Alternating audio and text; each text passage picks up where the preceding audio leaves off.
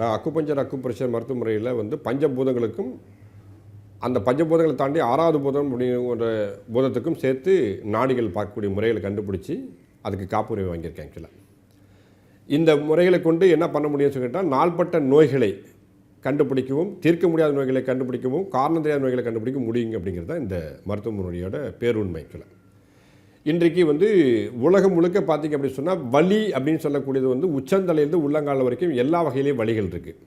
அதாவது எடுத்துக்கிட்டோம்னா தலைவலியாகட்டும், கழுத்து வலியாகட்டும், ஷோல்டர் பெயின் ஆகட்டும், இடுப்பு வலியாகட்டும், முழங்கால் வலியாகட்டும், இந்த மாதிரி எல்லா விதமான வலிகளும், கால் ஆங்கிள் ஜாயின்கிட்ட பெயின், பாதத்தில் நிற்க முடியல அப்படின்னு சொல்லிட்டு ரொம்ப நிற்க முடியலன்னு சொல்கிறோம். நம்ம இப்படி எல்லா வித வலிகளையும் பற்றி பேசுகிறோம்.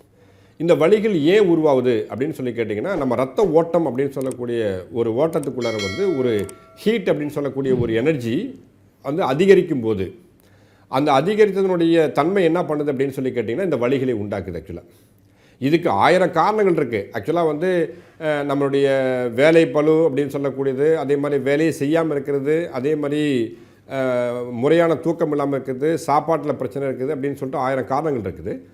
ஆனால் அவைகளை அனைத்தையும் தாண்டி என்னன்னு சொல்லி கேட்டால் ஒரு நோய் உண்டானதுக்கு அப்புறமேட்டு ஒரு ஹீட்டை டெவலப் பண்ணி உடம்பு முழுக்க அது கொண்டுட்டு போகுது. அப்படி கொண்டுட்டு போகின்ற போது என்ன ஆகும்னு சொல்லி கேட்டால் அந்த ரத்த ஓட்டம் அப்படின்னு சொல்லக்கூடியதுக்காக ஒரு நாடிகள் கண்டுபிடிச்சேன். அந்த நாடி பிரகாரமாக அந்த ஹீட்டோடு சேர்ந்து அந்த சர்க்குலேஷன் அப்படின்னு சொல்லக்கூடிய ஒரு சக்தி அந்த ஓட்டத்தோடு சேர்ந்துடும். இப்படி சேர்ந்துச்சுன்னா என்ன பண்ணும் அப்படின்னு சொல்லி கேட்டிங்கன்னா, எந்தெந்த இடத்துலலாம் நமக்கு பலவீனங்கள் இருக்கின்றதோ அந்த பலவீனம் உள்ள ஏரியாவில் பூராமே இந்த ஹீட்டோடு சேர்ந்து அந்த சக்தியும் போய் சேர்ந்து உட்காந்துக்கும்.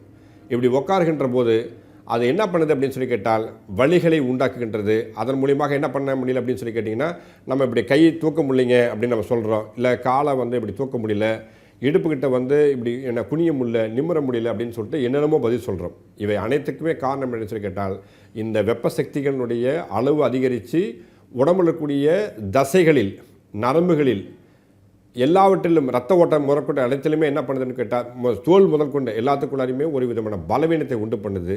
அந்த பலவீனம் வலிகளாக மாற்றமடையுது. அந்த வலிகளை என்ன பண்ண முடியும் அப்படின்னு கேட்டால் நம்ம நாடி பார்த்து முற்றிலுமாக அந்த சக்திகளை குறைத்து அந்த இடத்துல தேவையான சக்திகளை வளர்த்து, எப்படி தேவையான சக்தி எப்படி வளர்க்குறது அப்படின்னு சொல்லி கேட்டால் நீர் சத்துக்கள் அந்த இருக்காது.